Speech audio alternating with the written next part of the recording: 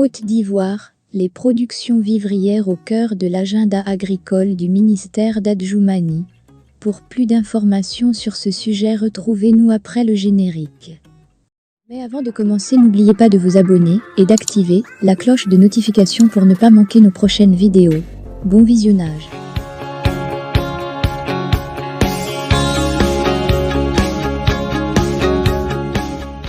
Le gouvernement ivoirien, dirigé par le Premier ministre Begré Mambé, a annoncé une évolution significative dans sa politique agricole en élargissant le ministère d'État de l'Agriculture, du Développement rural et des productions vivrières.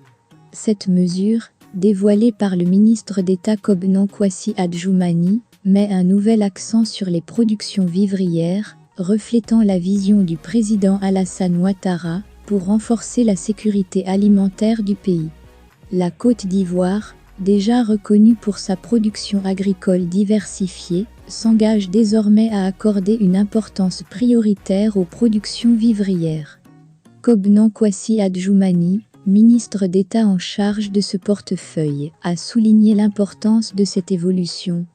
Les productions vivrières sont désormais pour nous une politique qui doit être de mise.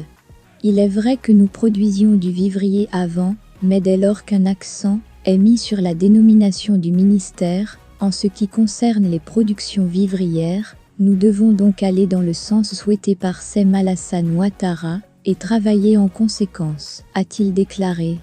Cette orientation stratégique renforcée s'inscrit dans le cadre de la quête de la Côte d'Ivoire pour atteindre l'autosuffisance alimentaire et renforcer la sécurité alimentaire de la nation. Les productions vivrières, qui comprennent des cultures telles que le riz, le maïs, le manioc et bien d'autres, jouent un rôle vital dans l'alimentation quotidienne de la population ivoirienne.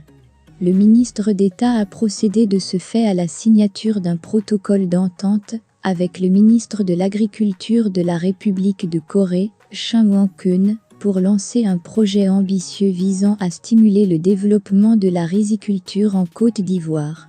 Baptisé Caris Belt, ce projet est une initiative majeure de coopération internationale qui promet d'apporter des changements significatifs à l'agriculture ivoirienne. Cette initiative majeure de coopération internationale promet d'apporter des changements significatifs à l'agriculture du pays, en mettant particulièrement l'accent sur le développement de la riziculture.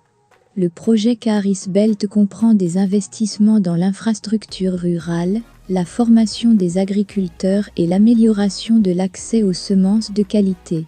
L'objectif est clair, rendre la Côte d'Ivoire autosuffisante en riz, réduire les importations de riz et créer une ceinture du riz prospère.